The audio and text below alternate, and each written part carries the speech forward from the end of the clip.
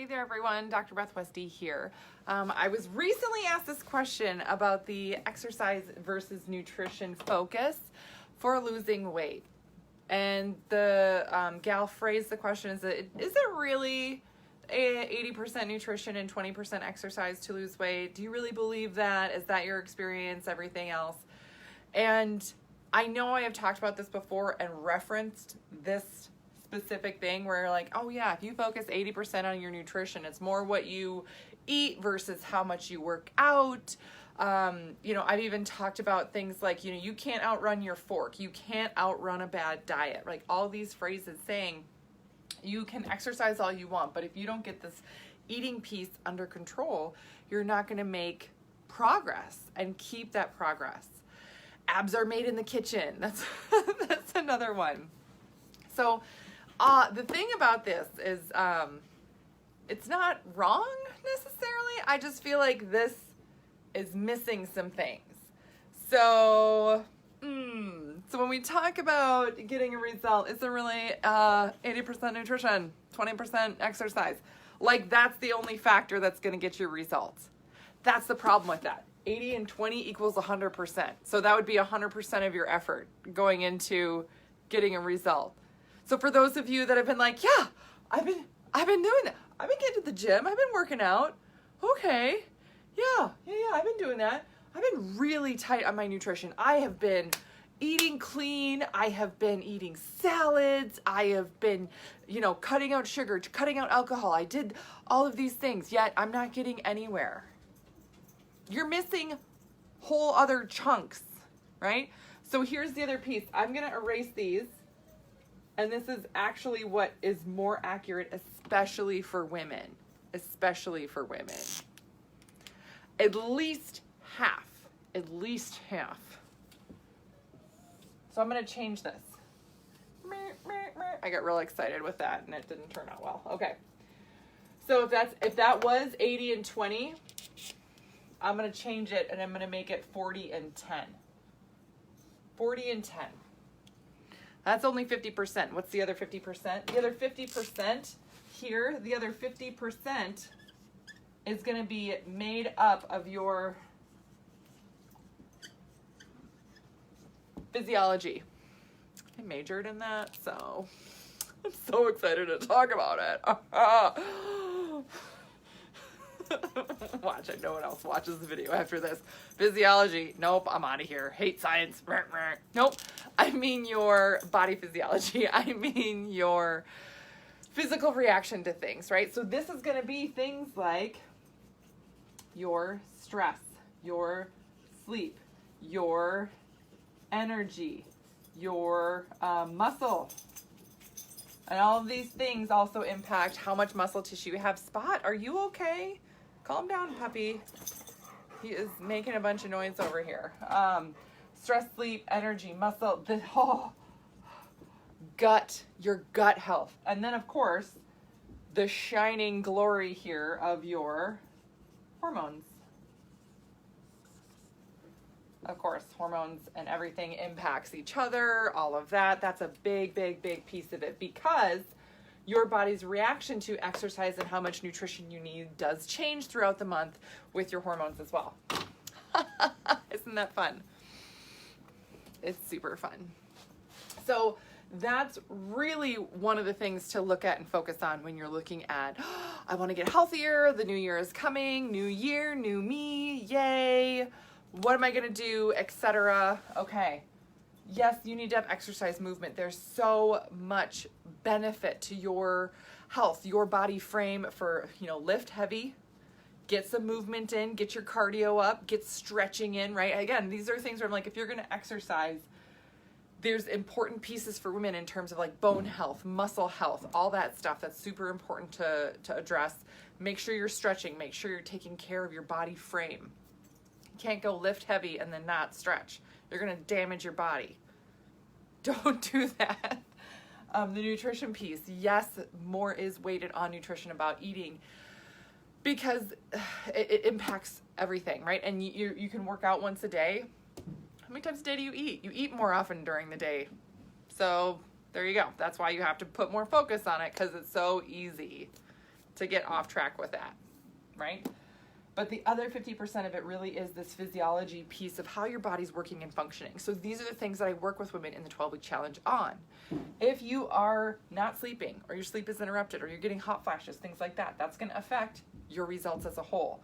If you're too stressed out, if your stress is out of control, your body is reacting as if your stress is out of control. One of the Dutch tests that I did recently, this gal had some of the worst cortisol levels that I've ever seen. Ever. And I was like, yeah, so no wonder why this is what you're feeling, because your cortisol is off the charts. Off the charts.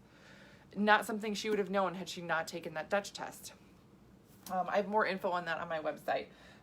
Your energy is a really big piece of this. How much muscle mass your body can maintain. Again, if it's too stressed out or you're not sleeping enough, you can't maintain the muscles, so they're all kind of connected together. Gut health. If your gut is terrible, if you get bloated every day, that's not normal. That's not okay. Your body's not working properly, so you can't break down and absorb all those nutrients. So you could be eating the perfect diet, but if your gut is pissed off, it's not gonna work. I don't care if it's like this pristine diet, whatever. If you're eating something that's inflammatory, or your gut still has a lot of work to do, or there's too much stress and it's causing your gut issues, doesn't matter how perfect that is. It's not gonna work. Not gonna work. Can't make it work. Nope. And then the last piece, almost the biggest piece of all these other things, right? Because this is so huge for your physiology. Your hormones, where they're at, if they're balanced, where you're at in your cycle, if you're in menopause, that you're addressing what your body needs in menopause in general. So in the 12-week challenge, I address this, and we focus so much, and we start here. And we start with the nutrition piece. And it's amazing the shift and change women have in their bodies when you're focusing on these other things versus get to the gym. You can just sweat it all out. Sweat it all out, and then you'll lose that weight. No. It's not how the human body works. So the exercise, nutrition piece of it, that's about half of it. This is just about half of it. Oh, Kimberly is asking, can you balance hormones just by food? Ha ha, that is a great question. And yeah. Yes. Yeah. I think I did a video on that recently, like about a month ago, using your food to balance your hormones. So with that in mind, resources that I have for you, if you're looking for that, my YouTube channel is Dr. Beth Westie. That is where all of my videos are archived, so you can search for that there. It's amazing. I talk about things like seed cycling, eating for your hormones, eating for your basal body temperature. Game changer for women. So all of my videos are archived on my YouTube channel. Look there, type in that exact thing. I feel like that was an exact title of one of my videos. I feel like that's exactly. So I didn't plant this, by the way. Like, I didn't ask Kimberly to come on and like ask that question so I could reference this. This is totally out of the blue. Yes, I also have a podcast, The Female Health Solution, where I talk about nutrition, matching hormones, everything else, and a bunch of other health conditions for women. Other resources I have for you, my 2 books. So The Female Fat Solution, this details out exactly how to eat for your hormones, why this is so important for women, what women have been missing for decades and almost centuries in terms of their health. And then I also have The Female Menopause Solution. This one is really specific for menopause. And talking to women about menopause, because again, when your hormones shift and change, you have a different body and you need to eat to address that. So I'm going to put a link in the comments right now in case you have not scheduled your call. It's a free call to learn more about this whole piece of it. If you feel like, oh my gosh, I busted my butt right here and I've not gotten anywhere, or I've gotten, I made some progress, but there's something that's missing, it's going to be all of this. This is what I work with you on in the 12-week challenge. This is what we work with changing. Because just thinking that it's this 80-20 with nutrition exercise means that it's your fault if this is not happening for you. And that's a lie. If your body's not working properly, you can't get there. You just can't get there. So that's what I help you do in the 12-week challenge. So go in the comments, click that link, schedule your call. I know it's a busy time of year for people, but we are starting January 6th, and I do have some slots left, but I only take so many women in this group, in this program, because I spend so much dedicated time working with you to work on all this stuff, because it's not easy. A lot of it, the things that we talk about and then we work on at first, are things that you didn't even think to work on, because they're the thing that's, you know, you're not seeing. Well, of course, right? Because everybody's focused on this or this. Are bananas good for me or bad for me? How much coffee should I really be drinking? It's not about the freaking coffee, right? Unless you're drinking like a pot a day, that's excessive. But if you're having like a cup or two, who cares? You know, it's not about a banana. It's about how it all works together and how your gut and everything responds to it. So these are things that we find out together.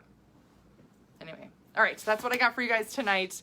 Hopefully this kind of sheds some light on this, because this is something that I've heard a lot, that I've even referenced before, but I want to really blow the lid off of it and say, no more is it going to be 80-20 exercise nutrition. It's only going to be 40-10, and then the rest of it's going to be your physiology and how your body's working and functioning.